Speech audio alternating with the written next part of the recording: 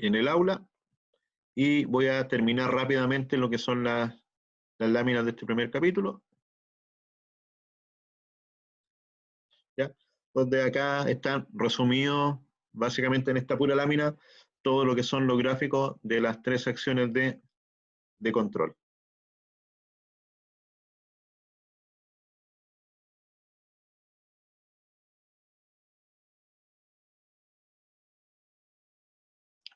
Para ajustar los parámetros, porque hasta el momento vimos lo que son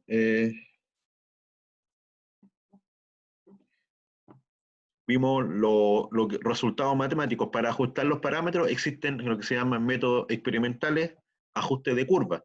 Uno de los más usados se llama el método de la curva de reacción, hecho por 2 autores, los señores Siegers y Nichols, y lo que hacen para esto es básicamente se toma un sistema, por ejemplo, este sistema frigorífico, y se aplica un escalón de energía, o sea, se prende el compresor a una potencia 20%, 10% de la potencia total, de tal forma de no partir, por ejemplo, a 50 Hz, se parte a 20 Hz, y lo que se hace, se deja prendido constantemente y se va midiendo el tiempo y la temperatura. Entonces, este gráfico que está ahí, esa exponencial creciente, pues se satura, esa sería la salida de temperatura.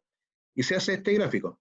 Si se fijan, en este gráfico aparece un T0 cuando se enciende, un T1 cuando se empieza a ver que empieza a subir la temperatura, un T2 cuando llega al máximo, aquí se traza esta recta que es una recta tangente en el punto de inflexión, y también se calcula el valor 0 en el valor que partió la temperatura, por ejemplo, y el valor final después de mucho tiempo.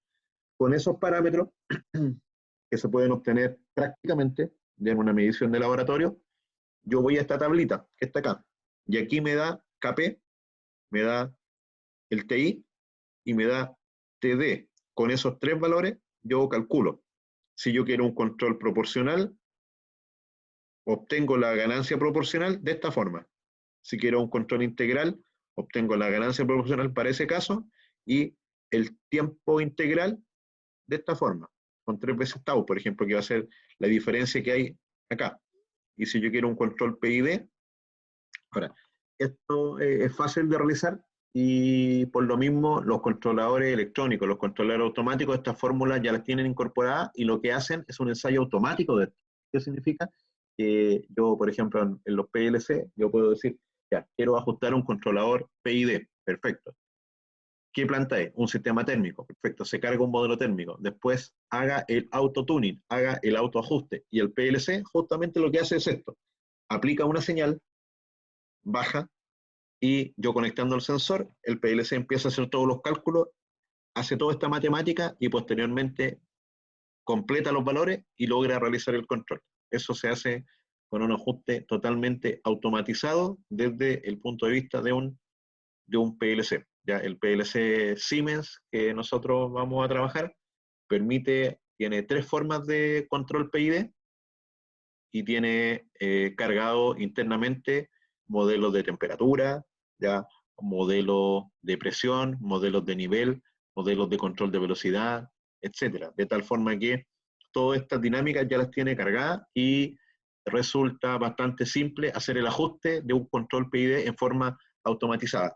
Si uno quiere sacar todos estos modelos, ya requiere hacer estudios de modelamiento que se llama, medir parámetros, determinar los comportamientos temporales, y escapa un poco de los alcances de este curso, pero en el curso sí se puede ver y vamos a ver cómo más o menos funciona un control PI, un PID desde el punto de vista de un PLC industrial. ¿Consulta hasta ahí? No, profe. Ya. Entonces me quedan un par de láminas, estas son bastante generales. Para terminar este capítulo se las voy a ir mostrando rápidamente, que tiene que ver con los sistemas de control.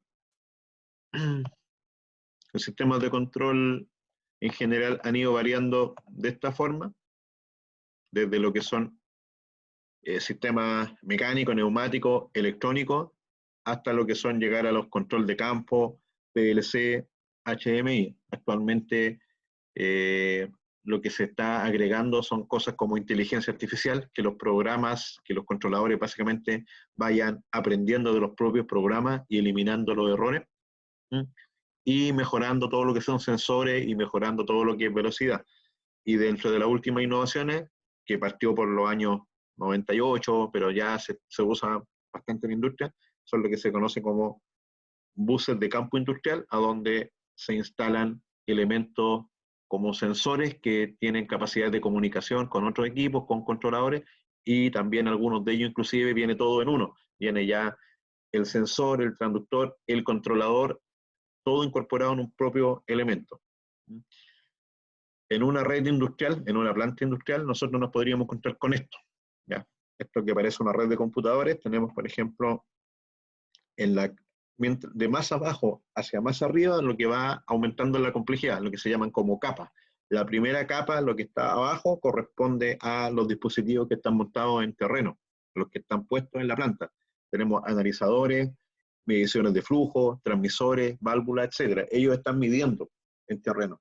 Sobre esto vienen las capas de control, que tendríamos en la capa de control básicamente controladores de picado o PLCs, algunos computadores pueden ser también, y en las capas superiores lo que tenemos son ya las unidades de operación y mando, que son unidades ya del tipo computador o alguna pantalla de alto desempeño que generalmente tiene un computador interno, y ahí tenemos cosas como salas de control, a donde el operador final, mediante un sistema de pantallas, puede encender, apagar válvulas, puede estar viendo el monitoreo de un proceso, variar variables de consigna, etcétera. Y también hay computadores especiales que registran, por ejemplo, lo que son datos de mantenimiento, registran datos de operación, registran datos de producción, etcétera, de tal forma de que ellos vayan almacenando información para tomar decisiones futuras.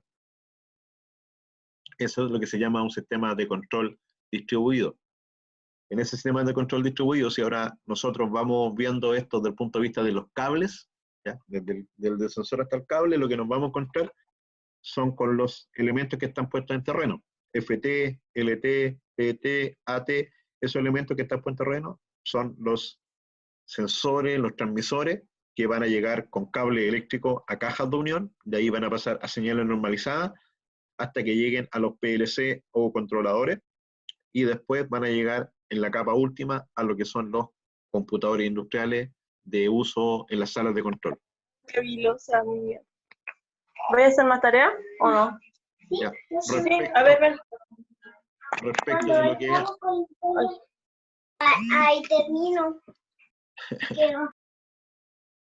Respecto de lo que es la pirámide de control, cómo va avanzando el control, tendríamos control no requerido, no se requiere ningún tipo de control manual, ya hay un operador permanentemente trabajando en un sistema, monitoreo en que al operador le agregamos o le damos una herramienta de que él pueda tener alguna ayuda para supervisar, le damos algún sensor que él mirando el sensor opere. Vamos a tener un sistema de control discreto, y ahí entra el control on-off, el control PWM.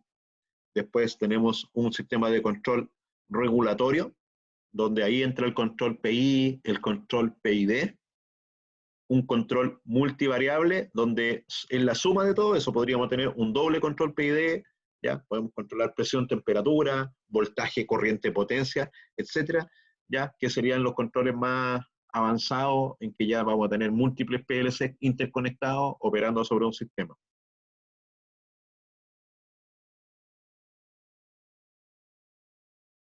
¿Ya?